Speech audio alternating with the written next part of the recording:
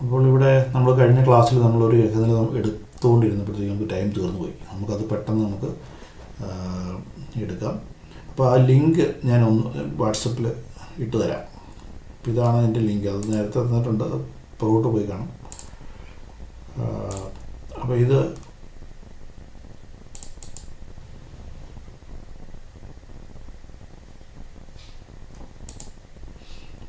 അതിൻ്റെ ലിങ്ക്. ഈ ലിങ്ക് ഉപയോഗിച്ച് നമുക്ക് ഗ്രഹനില എടുക്കാം. ഇവിടെ ഇരിക്കട്ടെ.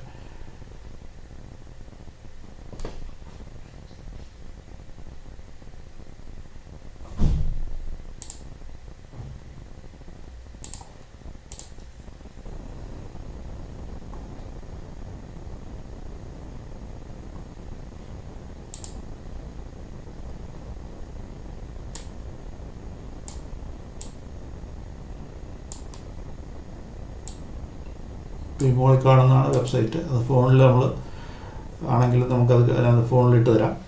ഈ ലിങ്ക് ഉപയോഗിച്ച് നമുക്ക് ഗ്രഹനില എടുക്കാം. ആരുടെ വേണമെങ്കിലും നമുക്ക് എടുക്കാൻ സാധിക്കും. അപ്പോൾ നമുക്കിവിടെ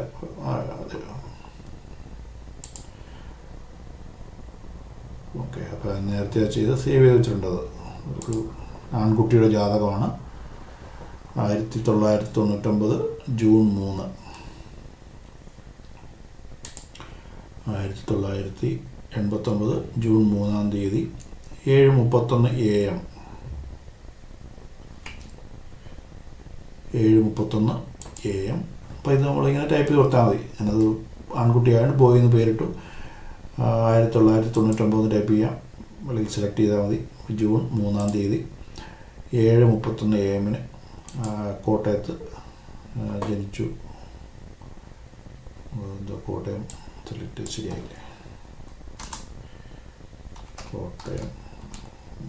ഇപ്പോൾ കോട്ടയം ടൈപ്പ് ചെയ്ത് കോട്ടയം അതിനകത്ത് സെലക്ട് ചെയ്യുക. ഓക്കെ, അത് വന്നു. പിന്നെ ലാംഗ്വേജ് സെലക്ട് ചെയ്യാം. ഇപ്പം മലയാളം ഇംഗ്ലീഷും ഉണ്ട്. നമ്മൾ മലയാളം സെലക്ട് ചെയ്യുന്നു. എന്നിട്ട് ജാതകം സൃഷ്ടിക്കുക. ഇത്ര പണിയേ ഉള്ളൂ. സംഭവം വന്നു കഴിഞ്ഞു. പണ്ടത്തെ കാലത്തൊക്കെ മണിക്കൂറുകളും ദിവസങ്ങളും എടുക്കും അത്രയും ഈ ഗ്രഹനില ഉണ്ടാക്കാനും അവരുടെ ദശാകാലങ്ങളൊക്കെയാണ് കണ്ടുപിടിക്കാനും. ഇപ്പം ഒറ്റ സെക്കൻഡ് എടുത്തു സംഭവം ഇത് ജാതകം നമുക്ക് കിട്ടി. ഗ്രഹനില കിട്ടിക്കഴിഞ്ഞപ്പോഴും നമുക്കറിയാം ഫലങ്ങൾ നിർണ്ണയിക്കാൻ നമ്മൾ തന്നെ വേണം. അതായത് നമ്മൾ സോഫ്റ്റ്വെയർ പൈസ കൊടുത്ത് വാങ്ങിക്കാതിരിക്കാൻ വേണ്ടിയാണ് നമ്മളിങ്ങനെ ചെയ്യുന്നത്. ഇന്നത്തെ കാലത്ത് സോഫ്റ്റ്വെയർ ഉണ്ട്. അത് വാങ്ങിച്ച് ഫോണിൽ ആപ്പായിട്ടുള്ള സോഫ്റ്റ്വെയർ ഉണ്ട്, അല്ലെങ്കിൽ കമ്പ്യൂട്ടറിൽ ഉപയോഗിക്കുന്ന സോഫ്റ്റ്വെയർ ഉണ്ട്.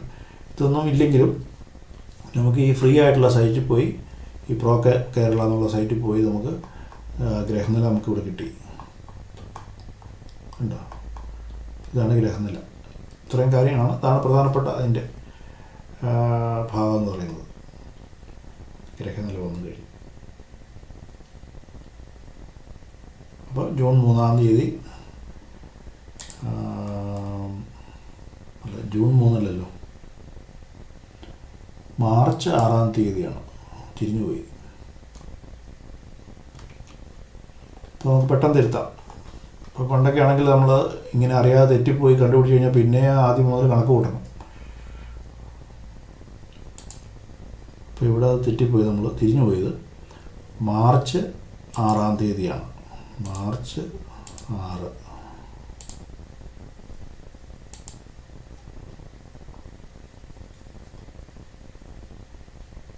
ജനറേറ്റ് ചെയ്യുക. അപ്പോൾ വന്നു മാർച്ച് 6-ാം തീയതി.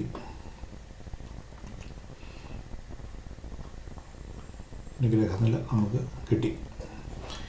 മാർച്ച് 6-ാം തീയതി 1999 7:31 AM ജനനം. അപ്പോൾ ഇതിൻ്റെ അകത്ത് നമുക്ക് ഏത് നാളാണ്, ചിത്തിര നാള് നക്ഷത്രം കിട്ടി. ഈ ചിത്ര നക്ഷത്രം കിട്ടാൻ കാരണം എന്താണ്? നമുക്ക് പുറകോട്ട് പോകണം. നമുക്ക് വേണമെങ്കിൽ ചിന്തിക്കാം. ചിത്ര നക്ഷത്രം കിട്ടാൻ വേണ്ടി എങ്ങനെയാണ്? നക്ഷത്രം എന്തിനെ ആശ്രയിച്ചാണ് വരുന്നത്? ഏത് ഗ്രഹത്തെ ആശ്രയിച്ചാണ് ഒരാളുടെ നക്ഷത്രം തീരുമാനിക്കുന്നത്? ഓർക്കുന്നുണ്ടോ? ആദ്യത്തെ ചോദ്യമാണ്. ആദ്യം നമ്മൾ തന്നെ ചിന്തിക്കേണ്ട കാര്യമാണ്. ഗ്രഹനില കിട്ടി, ഇത്രയും ചെയ്ത് നമുക്ക് ഈസിയായിട്ട് കിട്ടി. പറഞ്ഞു. രാശി വെച്ചിട്ടാണ് നല്ല മേടം രാശി വെച്ചിങ്ങനെ ഇതൊക്കെ ഇടവം എന്നൊക്കെ പറഞ്ഞ് നമ്മൾ രാശി രാശി രാശി വെച്ചിട്ടാണ് നമ്മള് നക്ഷത്രം വരുന്നത്. നക്ഷത്രം കണക്ക് കൂട്ടി കണ്ടില്ലേ? 30, 60, 90, 120 എന്നൊക്കെ പറഞ്ഞ ഓരോ രാശിക്കകത്തും നക്ഷത്രങ്ങൾ വരും. അതെ അതെ. അപ്പോൾ ആദ്യം ഇവിടെ ഈ മേടം എന്ന് പറയുന്ന രാശി 0 ഡിഗ്രി തുടങ്ങുന്നു അല്ലേ? അത് 30. ആദ്യത്തെ ഒരു രാശി അത് തന്നെ 30 ഡിഗ്രിയാണ്. പിന്നെ 60 ഡിഗ്രി, 90 ഡിഗ്രി, 120 ഡിഗ്രി അങ്ങനെ അങ്ങ് പോവാണ്. അപ്പോൾ അങ്ങനെയാണ് നമുക്ക് രാശികളെല്ലാം കിട്ടുന്നത്. അപ്പോൾ അവിടെ നക്ഷത്രം മനസ്സിലാക്കാൻ വേണ്ടി എന്താ ചെയ്യേണ്ടത്? ചന്ദ്രൻ എവിടെയാണ് നിൽക്കുന്നതെന്ന് നോക്കണം. മനസ്സിലായി പറഞ്ഞത്? ചന്ദ്രൻ എവിടെയാണ് നിൽക്കുന്നത് നോക്കി കഴിയുമ്പോഴത്തേക്കും മനസ്സിലായി എവിടെയാണ് നിൽക്കുന്നത്. 7ാമത്തെ രാശിയിലാണ് നിൽക്കുന്നത്. ഈ 7ാമത്തെ രാശിയിൽ ചന്ദ്രൻ നിൽക്കുമ്പോൾ ഒരു രാശിയിൽ 2, 3, 4 നക്ഷത്രങ്ങൾ വരാം. കേട്ടിട്ടില്ലേ? അശ്വതി 1ാം പാദം, അശ്വതി 2ാം പാദം, അശ്വതി 3ാം പാദം വരാം. അപ്പോൾ അങ്ങനെ ഏത് പാദമാണെന്ന് നമുക്ക് കണ്ടുപിടിക്കണം. നമുക്ക് ആദ്യം ഞാനൊരു ഇമേജ് ഇട്ട് തന്നിട്ടുണ്ട്. നമുക്ക് ഒരു ഇമേജ്, പഴയ ഒരു ഇമേജ് ഉണ്ട്. അതിൻ്റെ അകത്ത് എല്ലാ നക്ഷത്രങ്ങളും വരുന്ന ഒരു അല്ലേ, കണ്ടിട്ടുണ്ടോ? ഓർക്കുന്നുണ്ടോ? ചന്ദ്രൻ നിൽക്കുന്നത് എവിടെയാണോ അത് നോക്കിയല്ല നക്ഷത്രം തീരുമാനിക്കുന്നത്. അതെ. അപ്പോൾ ഇത് ഏത് നക്ഷത്രമായിരിക്കും? ഇപ്പം ഈ ബോക്സിൽ ഈ 7ാമത്തെ ചതുരത്തിൽ ഏതൊക്കെ നക്ഷത്രങ്ങൾ വരാം? ഒരു നക്ഷത്രം ആയിരിക്കില്ല. എന്തോ സ്ക്രീൻ കാണുന്നില്ലേ? ഓ,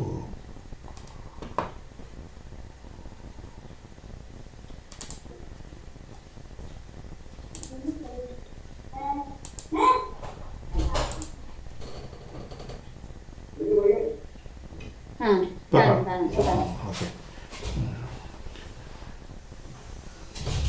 അപ്പോൾ ഇവിടെ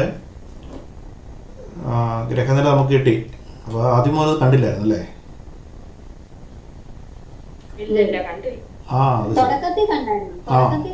ഓ ശരി ശരി. ഓക്കെ.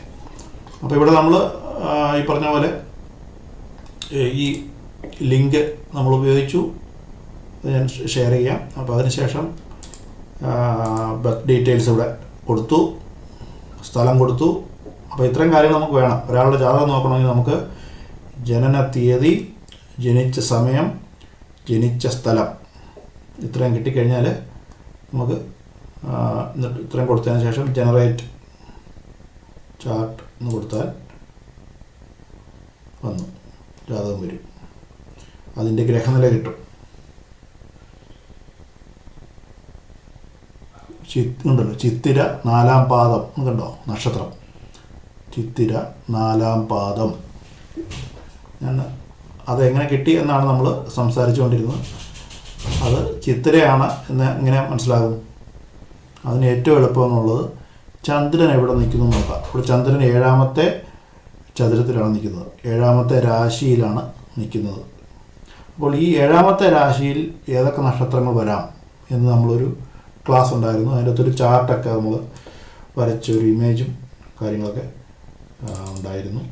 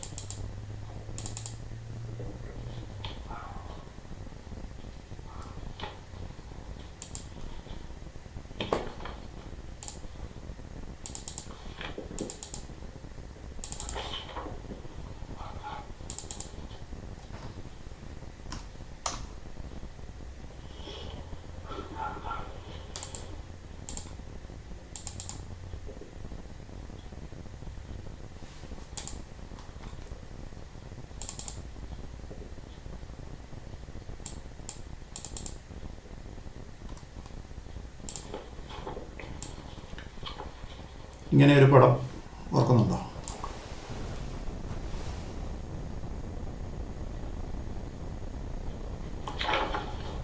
ഇതാണ് നമ്മളന്ന് കണ്ടൊരു പടം.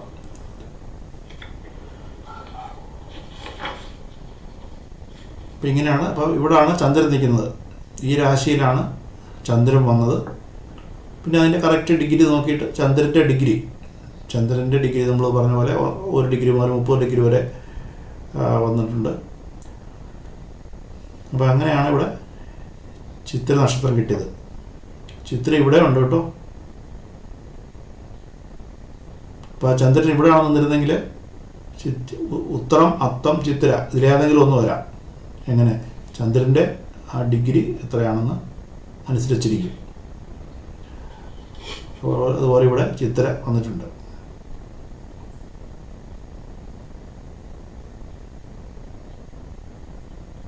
അപ്പോൾ അത് അധികം നോക്കണ്ട. അപ്പോൾ ഈ ഒരു ഇമേജ് നമുക്ക് ഗുണം ചെയ്യും.